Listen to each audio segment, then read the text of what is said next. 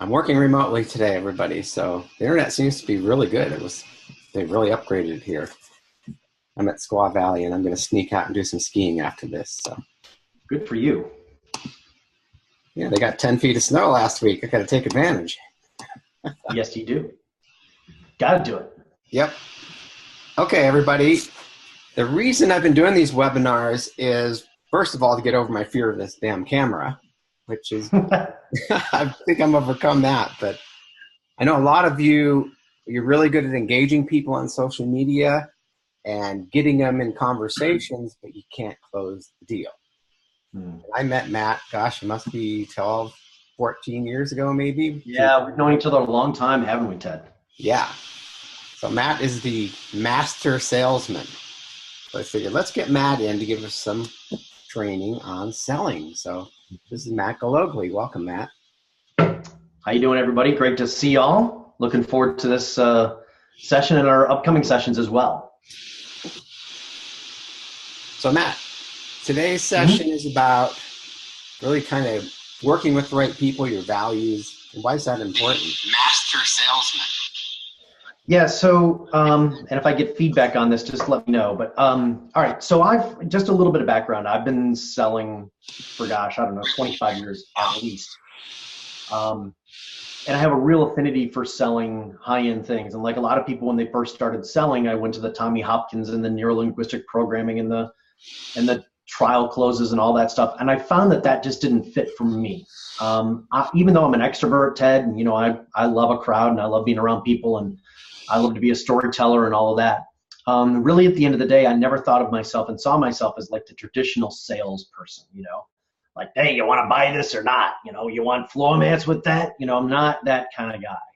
I'm much more relational. And gosh, probably about 10 years ago, I don't know, 8, 10 years ago, I started doing some work for our mutual friend, Perry Marshall. And that's where I really kind of started perfecting this. And I have long said, I've sold a lot of things just to sell them for the sake of money. And what winds up happening, Ted, as you know, is it just winds up being incredibly shallow and empty. And, I have coined the phrase that if you want to make a lot of money selling, go sell heroin, crystal meth, or porn. The problem is there's a lot of collateral damage in your life that goes with that. And so, I think the biggest thing that I know the biggest challenge, and I've worked with literally like 4,000 entrepreneurs. I've done trainings all over the country. I had a radio show that went in 85 countries for a number of years via the internet.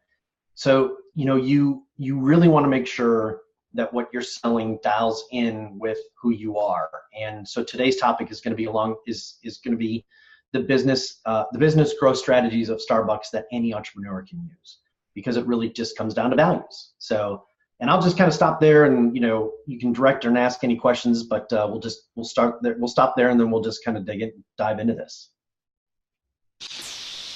Yeah, the lifestyle is really important to me, because that's really kind of where it's at. I'm at a point in my career where the kids are grown, they're out of the house, they're on their own. So my wife and I are in this whole new phase of our lives. So I'm building my business to that lifestyle, rather than, I don't want to grow a huge business with 50 employees right now. Right. Yeah, you don't. And so so let's go into this. I, like a lot of you, I spend a lot of time and money, going to classes, seminars, personal development, things like that. And, I'm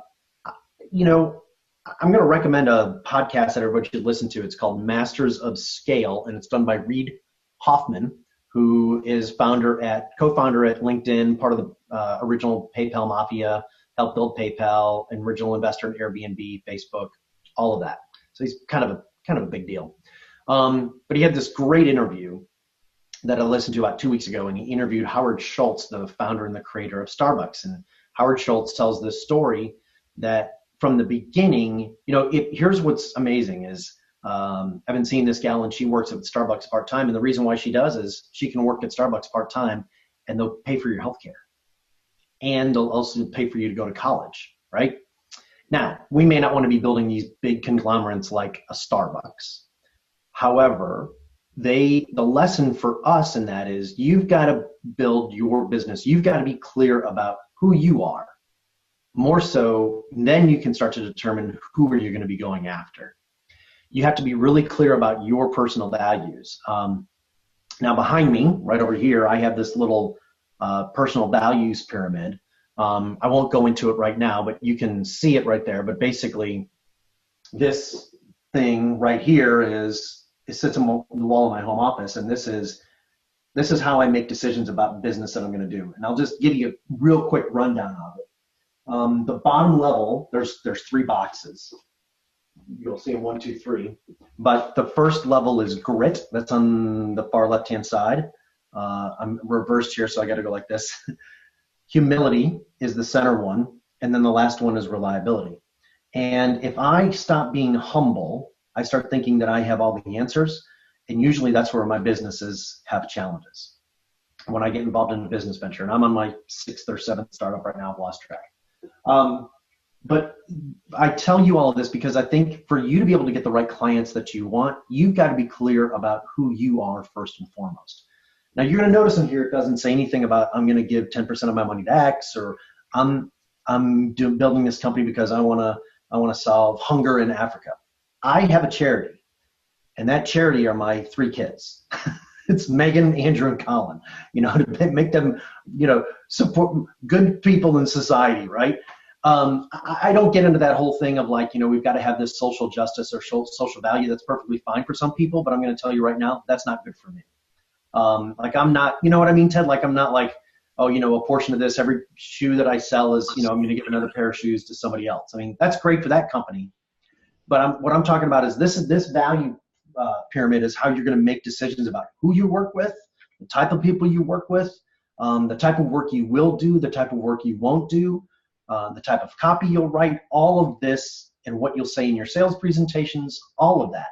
And what I find is that when you're authentic, you wind up being a much better salesperson, even if you do not see yourself as a salesperson. When I started becoming authentic and not putting pressure on people, and I started working with them and just saying, yeah, you don't have to make a decision right now. It's perfectly fine with me.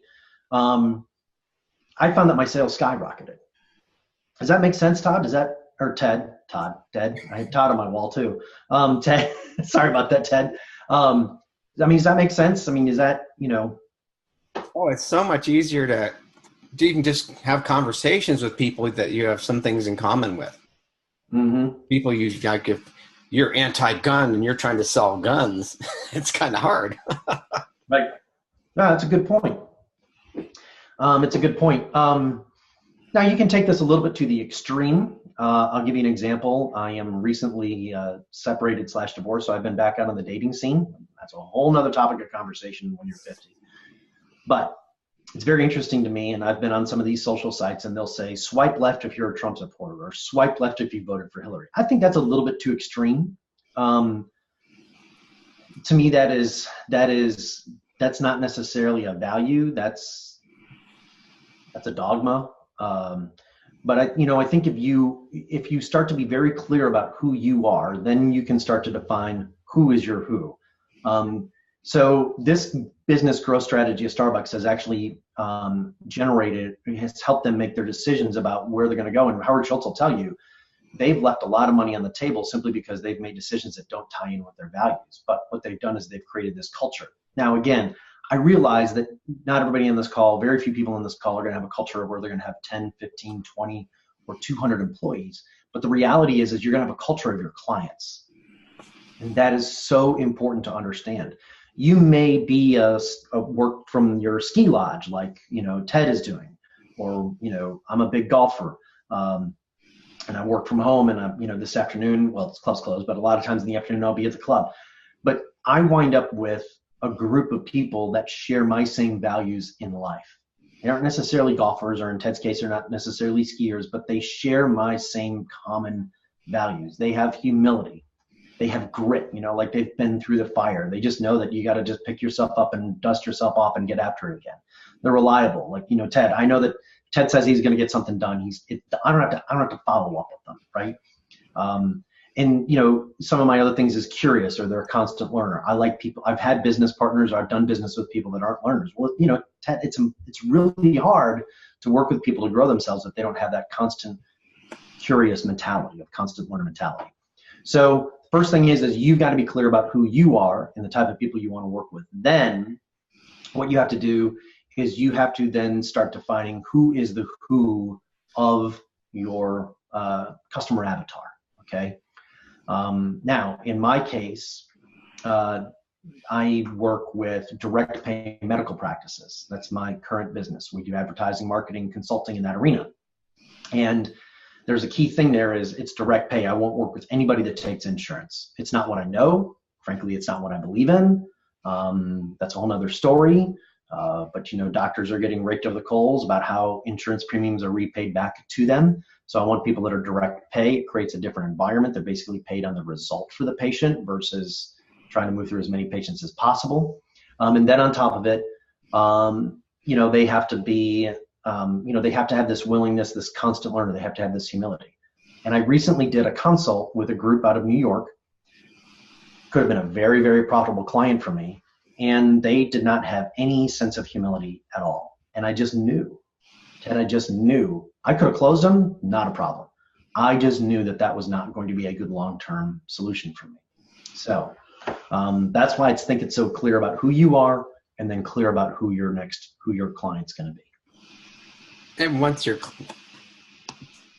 clear about who you want to work with, it's easier to create products and services for them. Mm-hmm. You know, Yep. and you've walked in the shoes of the medical practitioners, so you have all this experience you can share with them that'll literally save them millions of dollars at times. Yep. Yeah, I mean, I've been one of them. I owned 3 medical practices in the direct pay field for almost 5 years. I just sold controlling interest of them. We were in the men's sexual health, erectile dysfunction, low testosterone field. We took no insurance, but we started 3 of them within 18 months, and every single one of them was profitable. So part of my thing is I know what it's like to be them. I'm one of them. I'm one of those doctors. So I know what it's like to have to spend, you know, we would spend $60,000 per month per location in advertising. So, you know, I had that street cred. And I think that's also very important too, is you know, we're going to talk about this as in some of our later little pop-up trainings here, but having the street cred and the story to be able to tell in that, and what to do if you don't have that direct story. I've done that as well, where you go into a market where I haven't owned or done that thing, but I know that my skill set is applicable to that field. And then how do you do that so that it translates well, so that they're not seeing you as a fraud or fraudette, if you're a female fraudette. Right. If you have any questions for Matt, go ahead and type them in. And I kind of run across this a lot. People will come to me and say, hey, I want to be a coach. I watched this webinar. Somebody said you can make so much money as a coach. I said, well, what's your experience with coaching? Are you certified? Have you taken classes? No, but they said I can just become a coach and hang up my shingle and coach people. It's like, oh my gosh. Well, you know, you can, but you've got to build around your skill set, right? You know, if you want to be a life coach and your own personal life is a train wreck, you know, it's like, my dad used to have this saying, never buy mushrooms from a mushroom farmer with a sunburn. Point being is that mushrooms are growing in the dark, right? So if your mushroom farmer has a sunburn, then he probably doesn't know what he's doing. He or she doesn't know what he's doing. You know, you want to learn financial, if you're going to look for a coach who can help you, like being financially responsible, you obviously want to find somebody that has been through that from a financial responsibility. You know, they've got their own story. You've got to be able to craft your story so that it fits in. Now, a lot of people have stories, they just don't realize it, which again, we'll talk about that in one of the upcoming little pop-up trainings we're going to do. I work with a lot of financial advisors, and the ones that are really doing well in their practice know exactly who they're looking for, and they're very familiar. Like they'll look for attorneys or doctors because they know that market. They've worked with those people, or they've been an attorney or a doctor. Yep. Where other ones are just say, you know, you hang up your shingle and say, hey, I'm a financial advisor, or I'm a coach. Who you work with? Everybody. Yeah, no. You have to be something to somebody. Don't be everything to everybody. Be something to somebody. Right. You know, one thing that I've realized over the years, and I'm 50 now, for whatever reason, I am not a technical person. I am not a detailed person. I'm not the engineer type, but yet I've always sold very, very well with engineer types. I've always done well with hyper analytical, detail oriented people. And that's, one thing that I've noticed. And so that kind of plays into my values. And also when I go out and looking for my who is my who. Now, again, even if I look back at my time when I was doing business in my 20s and my 30s, I still did well in those arenas. Like those were people that I've always been able to connect with those people. And I've always been able to take complex things and make them simple. So that's one of the things that I always look for when I'm looking at my prospective clients is they have to have that. They've got to have that kind of bias, if you would. That's interesting. It was, 22 years ago now. Wow. I was like working as a network manager for cellular when I was just totally burnt out. I remember coming home from work one day and said, I just can't keep doing this. I wasn't seeing my family. I was exhausted. I drove my family off a cliff at one point. I was so stressed out. And I said, I got to change something in life. And I got this flyer in the mail it was Stephen Covey. Training program, go through your whole life values, set everything up. And I just immediately signed up for that program, went through it. And part of it was values. You write out, who you want to work with, who you are, and your long-term goals. And I found that about 2 months ago. I was cleaning out my office. Like, holy cow, I am living that life that I designed 22 years ago. Yeah. So the values don't change. No, the values don't. It's funny. I did that same training 20 plus years ago, probably about 25 years ago now. Yeah. Actually, it was about 20 years ago. Now that I think about it. Yeah. Because my daughter's 22 and she was about 2 years old. Yeah. So it's about 20 years. I remember that. And you had to go through your values, and I'd have to dig that up. I know I have it in my boxes somewhere. And then I took my email list, and you can put it into Facebook as an audience and give you all the demographics.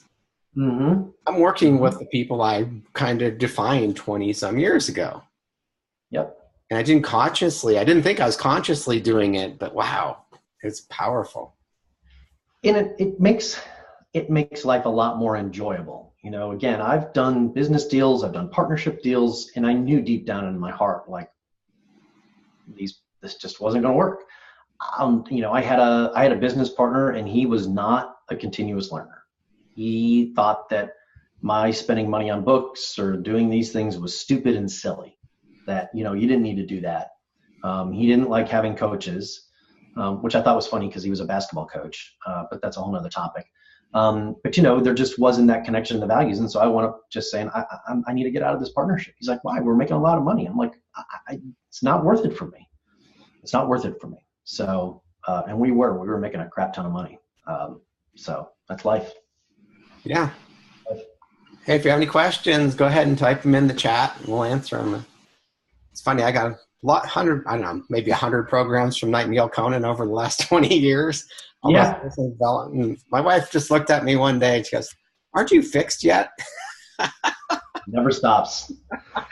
It never stops, man. I mean, you can see, here's one of my bookcases right there in my office. That's just one. These are the most important books. And there's a whole nother bookcase right upstairs. And while I was away on my trip this weekend, I came back and Amazon had delivered 3 more books. I mean, I'm a voracious reader. I always have a couple of books going at a time. I block a lot of time for education and learning. I block a ton of time. And you're right. I'll never, I'm going to be like Teddy Roosevelt. He died with a book under his pillow. I mean, he was constantly reading. He was constantly pushing himself. And I think that's, again, that's why being a continuous learner, being curious is one of my key values of when I'm dealing with people. Because if they don't have that curiosity, then when I say, hey, you should check out this book, or you should check out this podcast, or here, take this podcast and listen to it, they're not going to last. And so I would even do that with my employees when we had the medical practices. It was one of the ways I screened them in the interviews, is I would say, hey, what I want you to do is I want you to listen to this podcast on culture. Or I actually have a slide deck that I created. It's on my LinkedIn page, I think now, via SlideShare. And it was like, 70 plus slides about our culture.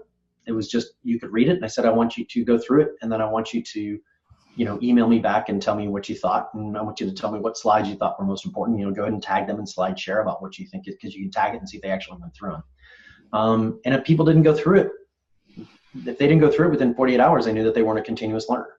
I would do that with podcasts with my staff, as I would text them out to the staff and go, hey, I'm going to be in Raleigh, or I'm going to be in Lake Norman. such and such date. I want everybody to listen to this, and then we're going to sit down, get some pizza, and we're going to sit down and talk about it. And, you know, if I had a person be like, oh, I was too busy, but yet that same day they were talking about how they binge watched, you know, Dexter or something like that, they weren't going to last in my company. They were not going to last with me. They're not the type of person, because if you want to choose watching Dexter over learning and growing, that's fine if you choose to do that, but you're not going to last in my organization. Whether you're a full-time employee, part-time employee, frankly, whether you're a client, contractor, it's just not going to happen. Great stuff. So what are we going to talk about tomorrow, Matt? We're going to be back on the air tomorrow at the same time. Yes, we are going to be back on the air. This is my favorite. This is my favorite topic, and it's breaking down the barriers. And what I always like to say, I think the biggest problem, this is how I would coach people when they come to work in our practices. When it comes to selling or putting somebody in a treatment plan, nobody argues with the doctor, or nobody negotiates with the doctor. So tomorrow what we're going to do is we're going to talk about how you take a position of authority, so that instead of asking them to do something, you're telling them, here's the prescription for you to get healthy. And how you do that without coming across as an egotistical egomaniac. So, you know, that I'll tell you right now, what we're going to go through tomorrow is just really some great nuts and bolts. You can get some really great insight on that, just from the short amount of time that we're going to spend together. So same time, same bat channel tomorrow, right, Ted? Yep, exactly. Same links. You got register for one webinar, you get all 5. So awesome. Great. Fantastic. Okay, Matt. All right. Yeah, the dynamite is going off right now. They're blasting for avalanches. So stay safe, Ted. I don't want to have to fly out there and dig you out. Okay. There you go. Okay. Bye, everybody. See ya. Thanks.